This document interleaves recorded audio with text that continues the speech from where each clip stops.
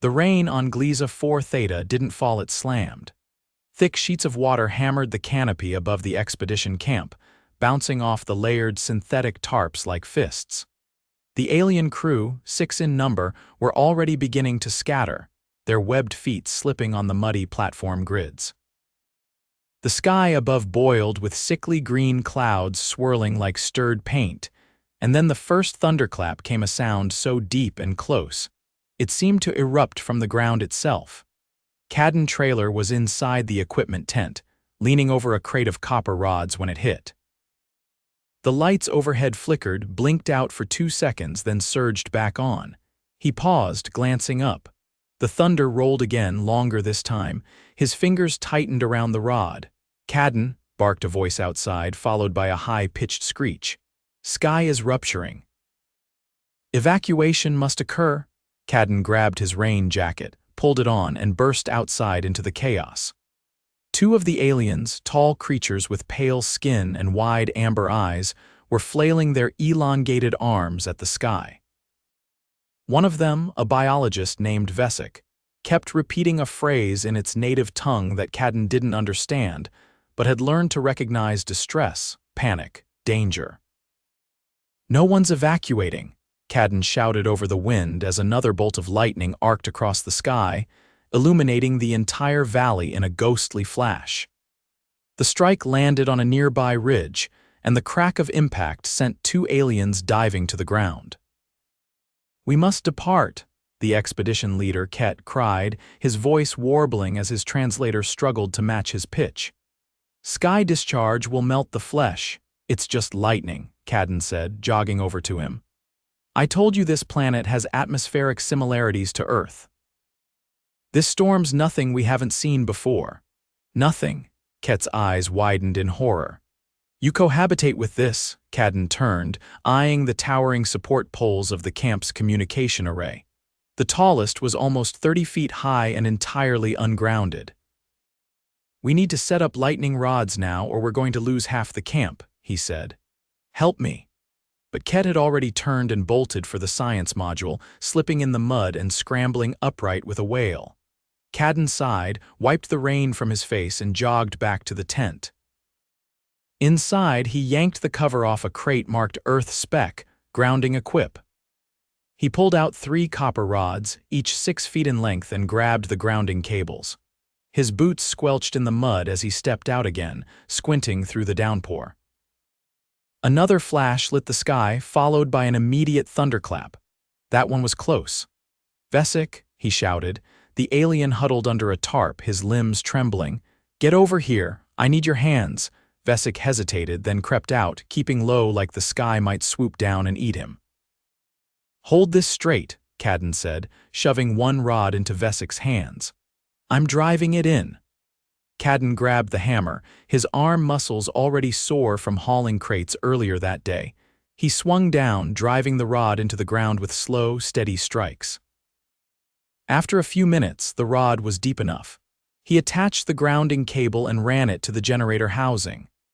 "We'll put the second one near the comms tower," he said, not waiting to check if Vesic was following. By the time they reached the tower, another lightning strike hit the ridge. Caden dropped and covered his head. The impact blew a small tree apart, splinters flying. "Okay," he muttered, "that's a little close." The ground near the base of the tower was soaked, but Caden found a patch of firmer soil. He drove the second rod in, sweat mixing with the rain streaming down his face. Vesic kept glancing up, his whole frame twitching every time the thunder cracked. "I cannot comprehend your calm," Vesic said, his translator glitching slightly under the strain of the wind. "You move toward danger." "No choice," Caden grunted. "If this tower gets hit and we're not grounded, the surge will cook every console we've got." He finished the second rod, then made for the third location near the supply depot. The slope was treacherous, and he nearly lost his footing twice. As he drove in the third rod, he heard a short, high whine over the camp's PA system, followed by static. "Ket," he shouted. "What was that? Systems failing, conduits surging." Ket's voice came back frantic. "Not for long," Caden said, tightening the final cable clamp. He sprinted back toward the generator, checking the connections. The grounding lines were holding. He flipped a switch on the surge regulator box and watched the readings stabilize. Inside the main hub, consoles flickered back to life. The emergency lights dimmed, replaced by full power. The PA cut off mid-squawk. Caden leaned against the generator housing, catching his breath. Vesic stood nearby, blinking up at the lightning bolts still slicing the sky. "You do not fear the sky?" Vesic asked. Caden shook his head. "No, I do. I just don't let it stop me." A sudden gust of wind whipped through the camp, snapping tarp lines. One of the smaller tents tore free and tumbled across the clearing. Something slammed into Caden's shoulder. He cried out, stumbling back. A metal support rod from the flying tent had struck him. Pain shot down his arm.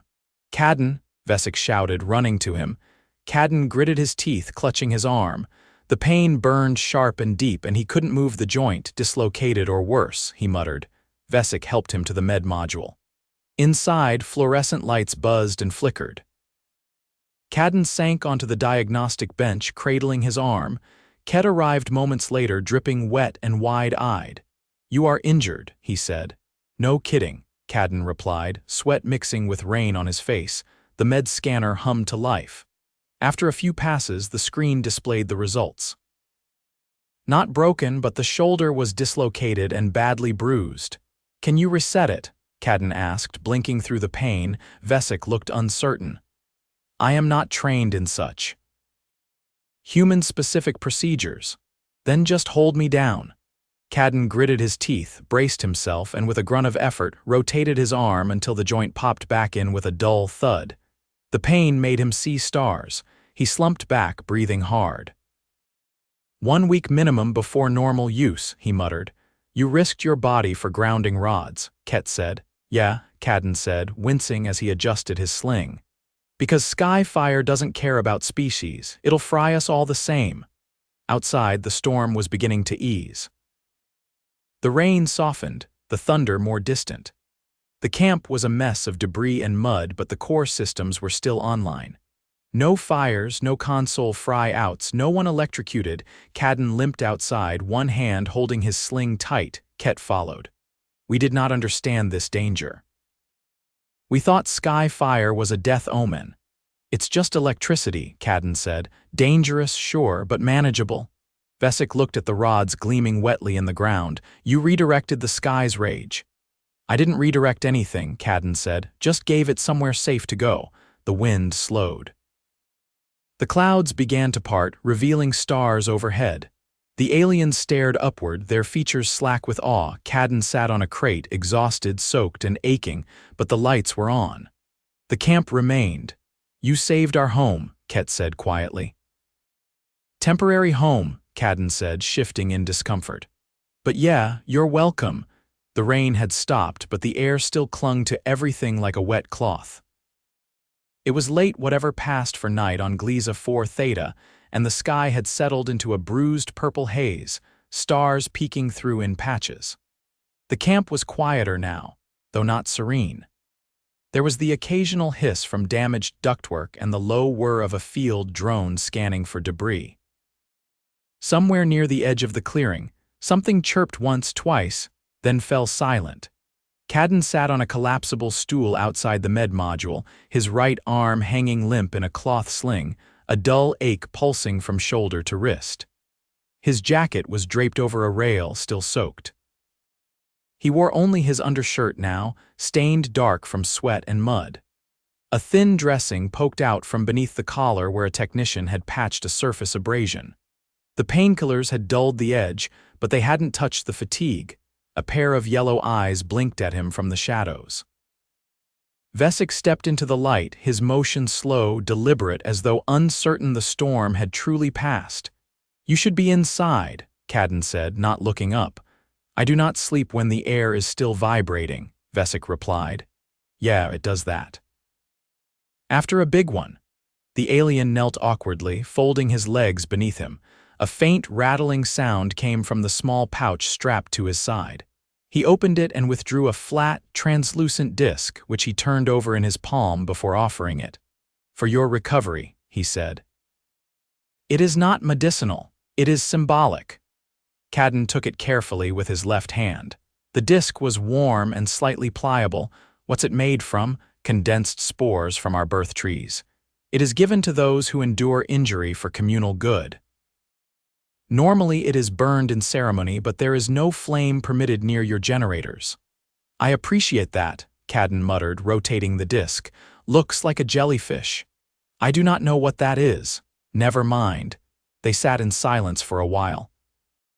A breeze kicked up, rustling the tarp edges still hanging from the supply depot.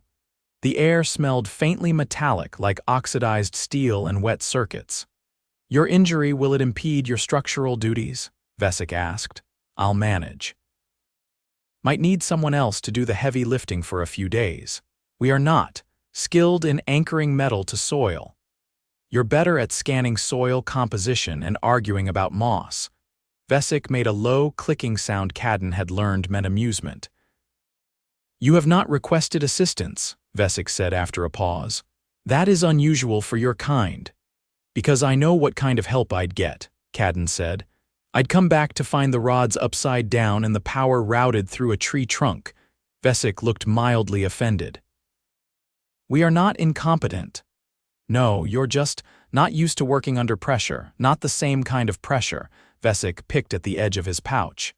We are conditioned to avoid direct confrontation with elemental forces. It is encoded early. Our ancestors believed storms were the byproduct of ancestral grief. Grief. Yes, the sky mourning lives unfulfilled. That's poetic, Caden said. Bit inconvenient, though. I agree. They fell quiet again.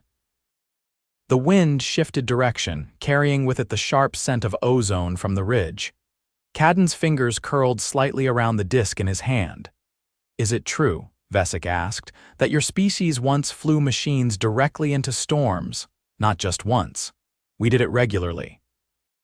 Still do. Why, to understand them, Caden said. To measure, predict, prepare. Vesic tilted his head. You entered the grief willingly. Yeah, because the alternative is guessing, and people die when you guess wrong. The tent flap behind them rustled. A new figure emerged, slender, six-limbed, with a neck that rotated too far. Tiln, one of the younger data analysts, stepped forward cautiously. Apologies, Tiln said, but I have been assigned to monitor your physical status for recovery logs. I already got patched up, Caden said. Yes.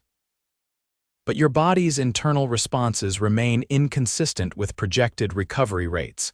You emit irregular readings. Welcome to human biology, he muttered. It's not a factory model. We all run hot and break different. Tiln crouched and extended a small scanner. May I? Caden sighed and held out his good hand. The device pinged once, then displayed a rotating diagram. Elevated cortisol, reduced REM precursors, elevated lactate in the shoulder region. Means I'm tired, sore, and not sleeping well. Shocking stuff. Tiln looked puzzled. You respond with sarcasm frequently. It's a coping mechanism. Is it effective? Not particularly. The two aliens exchanged a glance, unreadable to Caden. I want to ask something, Tiln said. The rods you planted, you constructed them from scavenged parts? No. They were packed as standard issue, but I had to modify the grounding clamps. You did this without guidance? I've done it before. This is not listed in your skill set, Tiln said, consulting a small datapad. Your file lists field technician, but not electrical systems engineer. Yeah, well, sometimes you learn things because no one else shows up. Tiln tapped the pad again. You also applied a makeshift splint before reaching this module. Had to stabilize the joint. Didn't want to risk nerve compression. You did not use anesthetic. Didn't have any. Tiln turned to Vesic. He continues to escalate in improbability. He is statistically irregular, Vesic agreed. Caden leaned forward, wincing as his shoulder twinged. You both realize you're speaking like I'm not here. We do, Tiln said. It is part of the process. Caden stood slowly, careful not to jar his arm. I'm going to check the coupling seals on the perimeter grids. Last night's surge might have loosened them. You are still injured, Vesic said. I'm not planning to lift anything, just look. But you are unsupervised. I'll scream if I fall off something." He walked off into the semi-darkness, boots squelching in the soft ground. The camp perimeter lights buzzed faintly, casting pale cones over the equipment crates and tangled cables. One of the power relays hummed louder than it should have, and he made a mental note to flag it later. Near the northwest edge, he found the first coupling. The soil had shifted slightly, bending the support strut.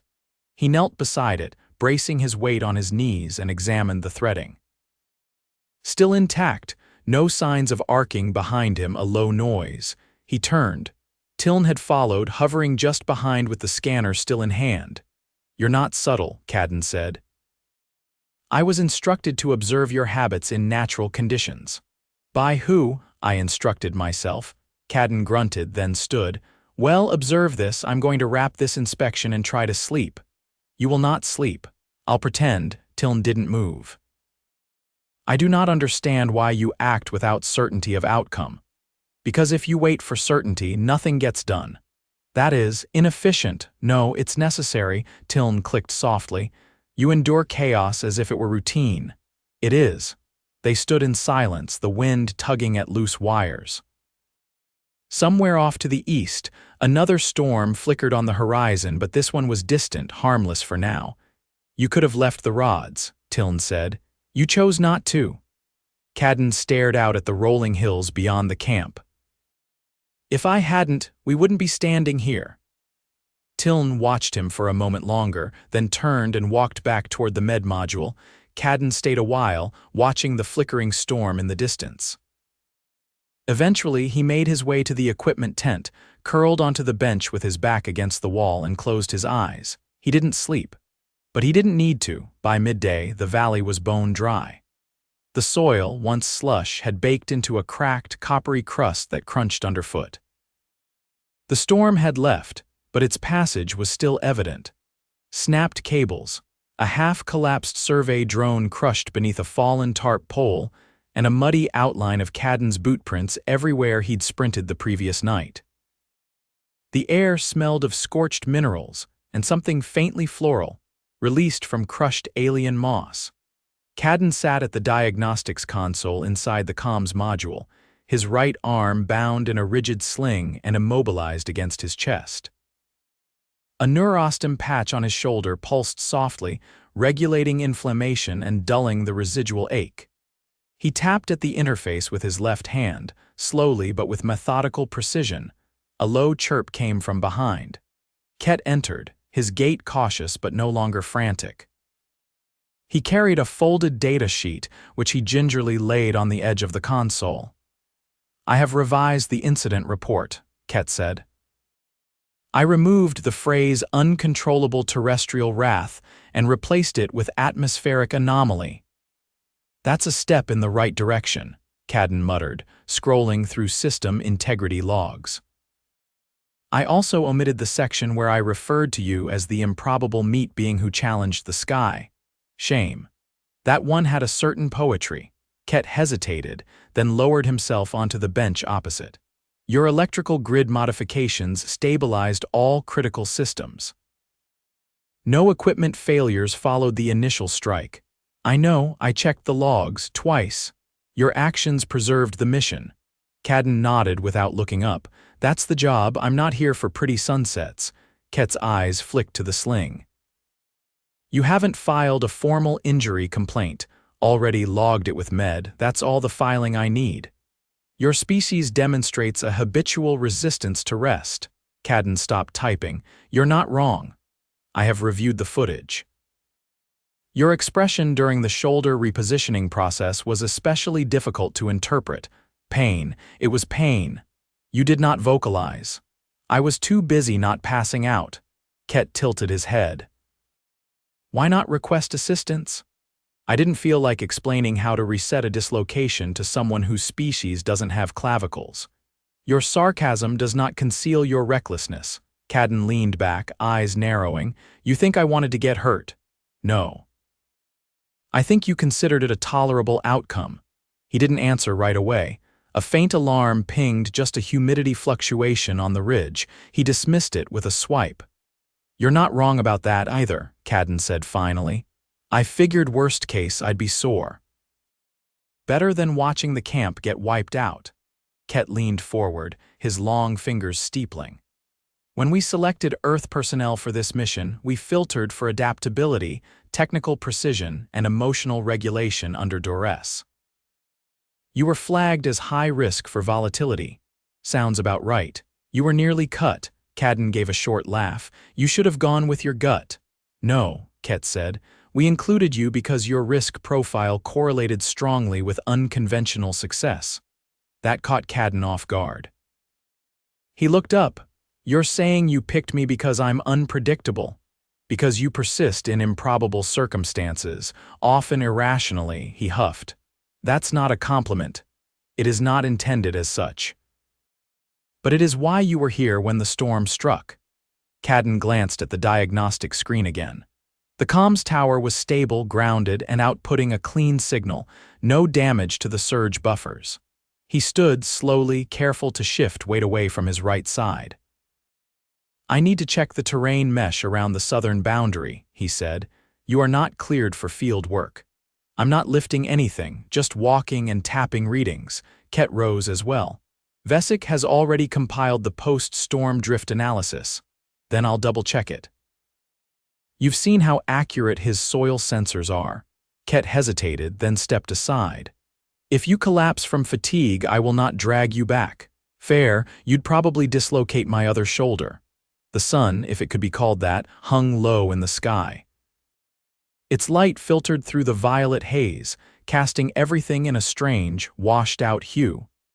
Caden stepped into it, shielding his eyes with his good hand. The southern ridge was half a click away, a gentle incline now dotted with displaced moss and flattened survey markers. He made it halfway before a familiar clicking approached.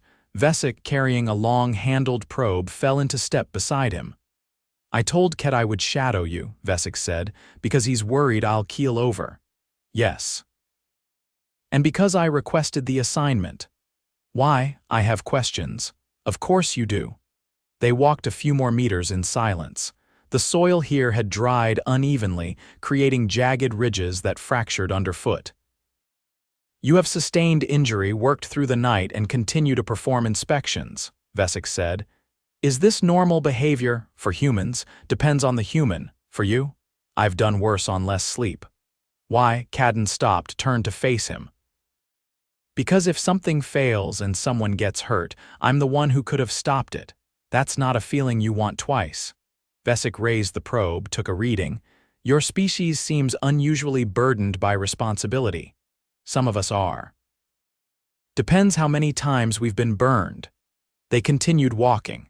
A small piece of metallic debris stuck out of the soil, a fragment from the drone that had been totaled. Caden knelt, grunted as his shoulder twinged, and used his left hand to pry it free. Still warm, he said. Means a current ran through it recently. Residual charge, or a grounding failure that needs checking. Vesic scanned the area. No signs of arcing, still worth flagging. He marked the spot with a colored tag and logged it into the maintenance slate. You did not flinch when the storm struck, Vesic said as they moved on. Even when the lightning was near, I've seen worse. Explain. Caden didn't speak for a long moment. Then quietly, my first field station was in the go-by. Sandstorm hit out of nowhere. We were understaffed, half the equipment was still exposed. I lost a guy. He was 5 feet away, just got buried. Vesic's eyes didn't blink. And you continued in that role? Someone had to pack the rest of the gear. Someone had to tell his sister. There was a rustle in the brush nearby. A small native creature, something with too many knees, darted between rocks. Humans often speak of resilience, Vesic said. But rarely of cost. Resilience is just what's left after you've paid it. They reached the boundary marker. Caden crouched again, scanned the anchoring struts, checked the mesh for tears. All intact. No soil creep. He stood, brushing his palm against his pant leg. We're good here. Vesic turned to leave but paused. We have an expression, translated loosely. The one who shields the nest is not always the one who returns to it. Sounds grim. It is, but it is also meant to honor. Caden looked to the sky. The clouds had broken entirely now, revealing a pale, cloudless stretch above. The storm had passed. The damage had been contained. And the camp, for all its scattered debris and shaken nerves, still stood. They walked back toward it together. No alarms sounded. No lights flickered. No voices panicked over the comms. Caden reached for the comms panel at the camp's edge and logged the final inspection complete. "Everything's holding," he said. Vesic nodded. "Because you did. That's the idea." He stepped inside the module, unfastened the sling, and laid it carefully on the bench. The joint ached, but it was a clean ache, a healing one. Ket appeared in the doorway, holding a sealed nutrient pouch. "Recovery protocol," he said, offering it. Caden took it, raised it slightly in mock salute, and sat. For the first time since the storm, the camp was quiet. Not the panicked quiet of fear, but the settled quiet of something endured and now behind them. It was enough.